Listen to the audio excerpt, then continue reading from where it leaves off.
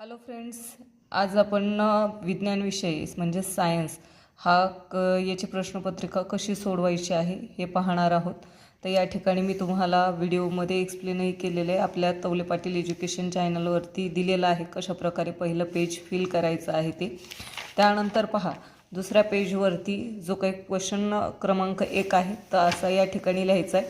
त्या ठिकाणी तुम्हाला एक अशी उभी रेष ओढून घ्यायची आणि इथे ही एक आडवी रेष ओढून घ्यायची आहे, उभी रेष या साईडला. ओके, त्यानंतर पहा क्वेश्चन पहिल्यातला ए, त्यामधले जे काही सब क्वेश्चन येणार तर ते लिहून घ्यायचे आहेत. या ठिकाणी या विद्यार्थ्याने पूर्ण क्वेश्चन लिहिलेला आहे. तुम्ही नाही लिहिलं तरी पण चालेल, डायरेक्ट आन्सर लिहिलं तरी पण चालेल. ए बी काय असेल आणि त्याचं जे काही असेल ग्रुप 2 तर असं तुम्ही लिहू शकता.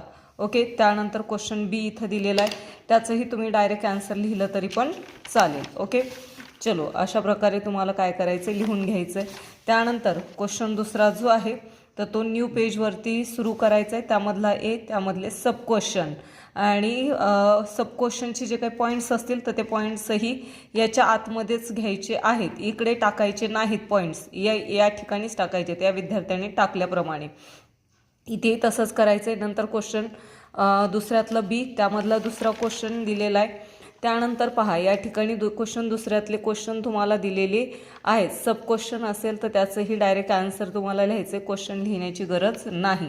क्वेश्चन तिसरा दिलेला आहे, त्यामधलंही पहिलं ए, त्यामध्ये ए बी असे काही सब क्वेश्चन असतील तर त्याचे आन्सर लिहून घ्यायचे आहेत. ओके, त्यानंतर आहे क्वेश्चन तिसऱ्यातलाच दुसरा क्वेश्चन आहे, तिसरा आहे, त्याचे सब क्वेश्चन आहेत तर त्याचे आन्सर अशा प्रकारे तुम्हाला फिल करायचे, लिहून घ्यायचे आहेत. त्यानंतर हा चौथा क्वेश्चन आहे. तुम्ही डायग्राम अशी हाताची नाही काढली तरी पण चालेल, डायरेक्ट ॲरो वगैरे करून दाखवले तरी पण चालतील. ओके, त्यानंतर आहे पहा, अशा प्रकारे तुम्हाला हेही तसंच करायचं आहे आणि तुमचा हा जो काही क्वेश्चन तिसरा या ठिकाणी कंप्लीट होतोय सब क्वेश्चन सहित. आणि लास्ट क्वेश्चन आहे पहा, सायन्सचा क्वेश्चन चौथा.